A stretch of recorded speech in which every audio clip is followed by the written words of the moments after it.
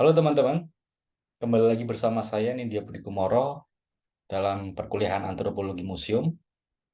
Kali ini kita akan membahas museum dan politik kebudayaan. Politik kebudayaan bisa kita pahami jika kita menganggap politik sebagai sebuah kontestasi kekuasaan, maka bagaimana kekuasaan ini berada dalam konteks kebudayaan dan bagaimana itu kaitannya kemudian dengan museum. Kita mulai dari sebuah konsep teori tertentu, yaitu kuasa wacana atau power and discourse. Power and discourse ini adalah sebuah teori dari Michel Foucault, filsuf dari Prancis yang cukup terkenal. Ia mengatakan bahwa kekuasaan tidak selalu bersifat represif, tetapi dapat berjalan produktif dengan apa yang disebut sebagai diskursive practice atau praktik wacana. Wacana atau diskursus dilancarkan melalui teknologi aparatus atau aparatus teknologi yang berguna untuk mendisiplinkan, mengawasi, mengelola, dan membentuk setiap individu. Nah, apa artinya? Kekuasaan tidak selalu bersifat menggunakan kekerasan gitu ya, seperti tangan besi gitu. Tetapi selalu kadangkala juga menggunakan cara-cara yang soft, yang umumnya selalu menggunakan cara-cara produksi wacana, membentuk wacana. Nah, wacana itu apa? Wacana kira-kira adalah gagasan tentang bagaimana sesuatu itu dipahami oleh masyarakat, diamini, bahkan kemudian dijalankan tanpa merasa itu sebagai sebuah mekanisme kekuasaan tertentu. Contoh yang paling mudah adalah tentang nasionalisme. Kita selalu didengung-dengungkan tentang nasionalisme, bagaimana kita harus mencintai negara, bagaimana dari kecil kita harus dididik untuk berprinsip bela bangsa dan negara dan sebagainya. Nah, tanpa kita sadari bahwa ini adalah salah satu mekanisme kekuasaan yang sedang bekerja menggunakan wacana. Nah, wacana ini itu bagaimana kemudian disebarluaskan. Itu kalau menurut Michel Foucault itu menggunakan dalam tanda kutip teknologi-teknologi tertentu atau peralatan atau sarana prasarana tertentu gitu ya. Sarana prasarana ini yang kemudian disebut sebagai aparatus teknologi untuk menyebarkan wacana yang berguna untuk mendisiplinkan, mengawasi dan membentuk individu. Nah, dalam konteks ini museum itu bisa kita anggap sebagai sebuah sarana prasarana kekuasaan untuk menyebarkan wacana atau propaganda tertentu atau menjadi teknologi aparatus sebagai praktik kekuasaan yang membentuk wacana politik di masyarakat. Bagaimana itu berarti nanti kita bahas. Nah, sebagai alat, museum sebagai alat untuk melegitimasi kekuasaan politik yang dikontrol dan disiplinkan oleh museum itu bukan individu, namun pengetahuan tertentu. Maksudnya apa? Kalau kita mengetahui penjara, itu adalah alat kekuasaan untuk mendisiplinkan orang-orang tertentu. Orang-orang tertentu yang dianggap kemudian menyalahi hukum, kemudian didisiplinkan dalam sebuah tempat. Kelas-kelas di sekolah atau di kampus-kampus, itu juga kalau menurut Foucault adalah teknologi kekuasaan untuk mendisiplinkan. Kita dibagi per angkatan, dibagi per kelas, dibagi per jurusan gitu. Itu adalah alat kekuasaan. Tubuh-tubuh kemudian didisiplinkan. Nah, museum itu apa yang kemudian didisiplinkan? Bukan individu, bukan tubuh, tetapi pengetahuan tertentu. Nanti ada yang kemudian disebut sebagai kuasa pengetahuan. Bahwa pengetahuan tertentu kemudian dihadirkan dalam ruang, dibekukan. Kira-kira itu sifat museum menurut Michel Foucault seperti itu. Nah, kira-kira teorinya seperti itu. Nanti akan kita diskusikan lebih panjang di kelas. Kali ini kita melihat contoh-contohnya ya. Bagaimana museum sebagai alat kekuasaan ini bekerja, kira-kira. Ini bisa kita tarik dari politik kebudayaan museum di era-era awal, pertengahan di abad pertengahan sampai kemudian abad 16, 17, 18 sampai mendekati abad 20. Keberadaan museum, terutama etnografi di Eropa, pada abad 19 seperti di Denmark, Rusia, dan Jerman adalah etnografi tentang diri mereka sendiri, yang digunakan untuk melegitimasi sejarah bangsa mereka yang panjang. Ketika negara-negara tersebut berdiri atau sebuah kekuasaan baru berdiri dalam negara-negara tersebut membutuhkan kekuasaan agar kekuasaan itu terlegitimasi oleh masyarakatnya. Bahwa kekuasaan mereka itu ternyata memiliki akar yang panjang lah kira-kira. Pada era Kunstkammer, Curiosity Cabinet, seperti yang kita diskusikan dalam perkuliahan-perkuliahan sebelumnya, pada abad 17, di Jerman lebih dimaksudkan untuk propaganda politik Kekaisaran Rudolf II. Pasca Revolusi Prancis abad 18, museum milik bangsawan atau raja dijadikan alat oleh negara untuk menunjukkan bahwa negara republik yang baru terbentuk memiliki kebaikan di atas sistem feodal sebelumnya. Ini seperti yang digambar samping Museum Louvre di Paris. Itu ketika revolusi Perancis pada abad 18 sampai 19, itu adalah revolusi di mana sistem feodal direbut oleh para gerilyawan republik, salah satunya adalah Napoleon, untuk kemudian menghadirkan negara republik, bukan negara berbasis kerajaan. Nah, di sana museum-museum yang dimiliki sebelumnya oleh bangsawan itu direbut oleh rakyat, yang kemudian untuk dijadikan oleh negara pada saat itu untuk menunjukkan bahwa sebenarnya negara republik itu lebih baik dibanding sistem feodal sebelumnya. Banyak museum etnografi budaya luar barat disajikan di pusat-pusat kolonial atau metropol bahasanya. Seperti di Amsterdam, pusat kolonial Belanda, London, pusat kolonial Inggris, Paris, Berlin, New York, untuk menciptakan nasionalisme dan superioritas bangsa karena telah menaklukkan bangsa lain. Museum pada saat itu dihadirkan oleh negara kolonial yang sebenarnya menjajah negara lain, itu disajikan ke masyarakatnya, rakyatnya, agar kemudian rakyatnya itu memiliki kebanggaan bahwa ternyata negaranya itu kuat dan superior yang telah menaklukkan bangsa lain. Budaya luar dalam museum etnografi, budaya lian dalam museum etnografi yang ditampilkan melalui eksibisi publik, dimitoskan seolah-olah sebagai orang eksotis, pre-literate, primitif, dan menunjukkan bangsa barat lebih superior dengan cara memperadabkan bangsa jajahannya atau bangsa koloninya.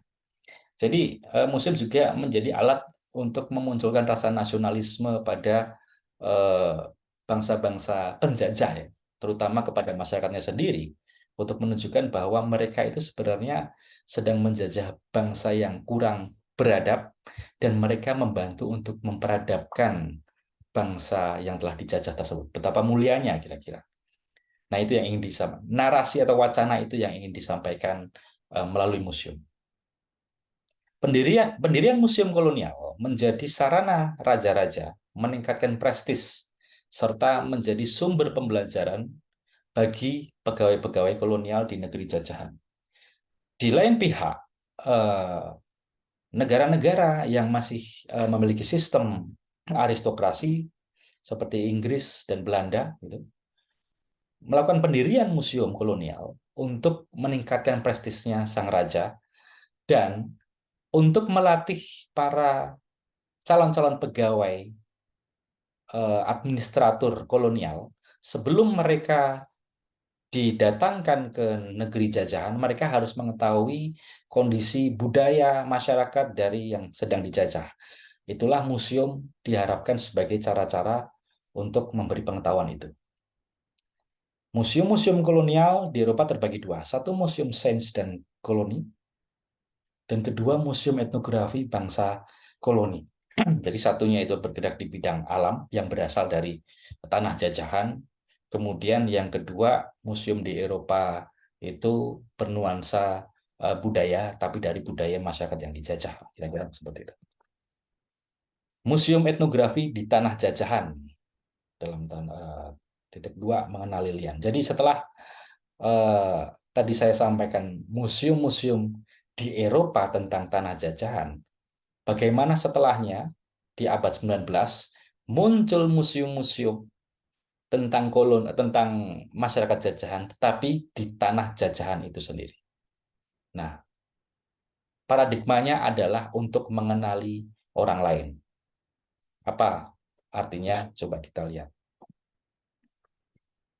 Indonesia atau Hindia Belanda pada saat itu menjadi contoh yang menarik ya.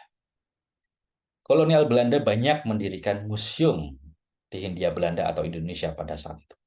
Alasannya apa? Pertama, itu adalah restorasi arkeologis untuk memelihara cagar-cagar budaya yang dianggapnya kurang terawat. Yang kedua, menciptakan hierarki kolonial dan bumi putra. Itu menciptakan bahwa eh, sebenarnya orang kulit putih itu dianggap lebih tinggi dibanding orang kalangan pribumi dengan menunjukkan dalam tanda kutip keprimitifan dari masyarakat pribumi di museum itu. Yang ketiga, kolonial melegitimasi tanah jajahan secara kultural. Dengan museum itu mereka melegitimasi bahwa membenarkan bahwa mereka berhak menjajah karena mereka sudah mengelola kebudayaan dengan baik gitu. Yang keempat tentunya alasan ilmu pengetahuan dan eksplorasi sumber daya. Di era kolonial memang itu muncul semangat penelitian yang sangat kuat bebarengan dengan kemunculan museum ini ya. Dorongan kuat penelitian saintifik untuk mengenali seluk-beluk Hindia Belanda di Indonesia itu melahirkan apa yang disebut sebagai Royal Society. Saya pernah berbicara Royal Society, yaitu perkumpulan tentang masyarakat-masyarakat yang memiliki minat yang sangat tinggi terhadap ilmu pengetahuan, yang ini didominasi oleh, kalau di Hindia Belanda, oleh kalangan kolonial atau para bangsawan-bangsawan lokal. Royal Society yang sangat dikenal di Hindia Belanda yaitu Batavia's Genootschap van Kunsten en Wetenschappen, atau perkumpulan Batavia tentang kebudayaan dan ilmu pengetahuan kira-kira, atau biasa kita sebut sebagai Batavia Society. Selain itu ada Java Institute, sebuah perkumpulan ilmiah yang sangat berminat terhadap kebudayaan Jawa pada saat itu. Atau kita bisa sebut sebagai aktivitas yang dilakukan oleh Thomas Stanford Raffles ketika Inggris bisa mengambil alih Hindia Belanda pada saat itu. Inggris pun kemudian memiliki Royal Society-nya sendiri, salah satunya adalah Gubernur Jenderal Raffles yang kita tahu memiliki banyak minat terhadap ilmu-ilmu botani. Batavia Society ini menjadi cikal bakal lahirnya Museum Nasional atau Museum Gajah di Jakarta. Jadi perannya sangat besar dalam membentuk permusiuman, sejarah permusiuman di Indonesia. Namun, beberapa museum etnografi di Indonesia juga berkolaborasi antara ilmuwan barat dan ilmuwan bumi putra. Seperti yang tadi saya sampaikan bahwa Royal Society di Hindia Belanda ini juga diisi oleh para bangsawan. Para bangsawan ini juga kemudian satu dua ikut membuat museum untuk membuat museum tentang kebudayaan-kebudayaan yang mereka minati. Nah, ini seperti contoh-contoh museum etnografi Hindia Belanda di era kolonial. Ada banyak sekali ya. Kalau di gambar sebelah kiri atas itu adalah Museum Sonobudoyo Jogja yang dibuat pada saat itu oleh Java Institute. Yang di kiri bawah ada Museum Rumoh Aceh. Sebenarnya Museum Rumoh Aceh ini adalah museum hasil dari pameran masyarakat kolonial di Amsterdam waktu itu, ketika benda-benda dari Aceh dibawa dan dipamerkan di sana, ketika pulang kemudian dibuatlah museum. Ada sekian banyak museum-museum etnografi di Hindia Belanda yang mayoritas didirikan oleh orang kulit putih, orang barat, yang tujuannya seperti yang tadi saya sampaikan, untuk mengenali masyarakat pribumi yang sebenarnya bukan kelompok mereka, untuk mengenali seseorang kelompok yang di luar mereka, atau untuk mengenali lian, baik itu alasan kekaguman, alasan ilmu pengetahuan, atau alasan-alasan kolonialisme yang lain. Tetapi itu adalah bagaimana museum etnografi itu didirikan untuk melihat kelompok pribumi lah kira-kira. Nah, nantinya akan ada perubahan ketika kita membahas bagaimana museum itu dikelola oleh bangsa sendiri, bangsa Indonesia sendiri ketika era pasca kemerdekaan atau pasca kolonial. Museum tidak lagi menjadi sarana untuk melihat yang lain, tetapi museum untuk melihat diri sendiri. Apa yang dimaksud? Setelah kemerdekaan, museum di Indonesia dimaksudkan untuk mengkonstruksi identitas nasional dan pembentukan imajinasi bangsa. Museum tidak lagi sebagai sebuah alat untuk mengenali kelompok yang lain, tetapi justru digunakan untuk memupuk kebanggaan nasional, memunculkan nasionalisme, dan membentuk eh, imajinasi bahwa kita adalah bangsa yang satu yang besar. Museum sebagai wahana penciptaan nasionalisme baru sebenarnya juga terjadi pada negara-negara lain. Sejak pasca Perang Dunia Kedua, itu lebih banyak dilakukan oleh bangsa-bangsa non-Barat. Jadi setelah Perang Dunia Kedua, tahun 50-an ke atas, itu banyak sekali negara-negara baru yang muncul, termasuk Indonesia. Dan ada satu PR besar, yaitu bagaimana rakyat setiap negara itu muncul rasa cintanya terhadap negara yang baru muncul itu. Museum di sini menjadi satu sarana yang sangat kuat digunakan untuk memupuk rasa nasionalisme itu. Museum berfungsi untuk memperkuat nilai sejarah dan akar budaya pada bangsa yang baru. Sekaligus apa?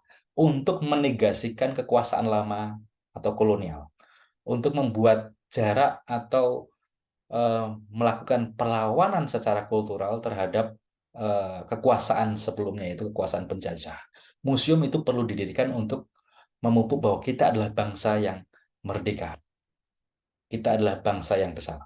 Maka museum kembali digunakan untuk melihat diri sendiri seperti halnya yang digunakan oleh Eropa, bangsa Eropa ketika abad pertengahan, abad 17 ke atas itu.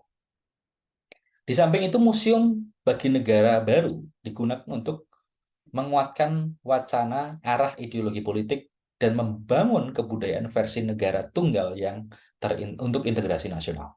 Apa ini maksudnya menguatkan wacana arah ideologi politik? Setiap bangsa, setiap negara itu pasti memiliki arah politik mereka sendiri, memiliki ideologi sendiri. Bahkan setiap kekuasaan itu memiliki arah ideologi mereka, bagaimana seharusnya bangsa ini diarahkan, yang berbeda dengan rezim-rezim yang lainnya dalam negara itu. Maka setiap kali pergantian rezim, setiap kali pergantian kekuasaan, itu ada sebuah ideologi baru yang ditawarkan, di mana museum ini berperan untuk menguatkan ideologi-ideologi yang dipercayai oleh rezim yang sedang berlangsung. Apa maksudnya? Coba kita lihat. Pasti teman-teman tahu atau paling tidak pernah mendengar tentang Museum Monumen Nasional atau Museum Sejarah Indonesia, yaitu Museum Monas.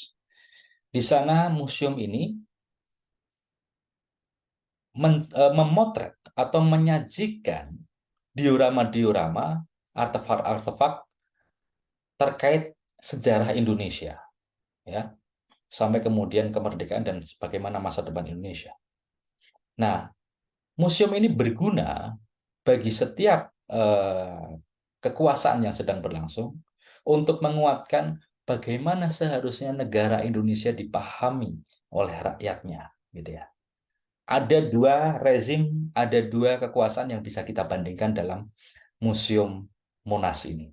Yang satu era demokrasi terpimpin Soekarno, yaitu 45 sampai 68. Kemudian Soeharto 68 sampai 98 kira-kira. Nah, di Indonesia baik Soekarno dan Soeharto itu percaya museum dapat menanamkan nilai-nilai ideologi mereka ke masyarakat. Museum Monas bagi Soekarno untuk mengkampanyekan sosialisme.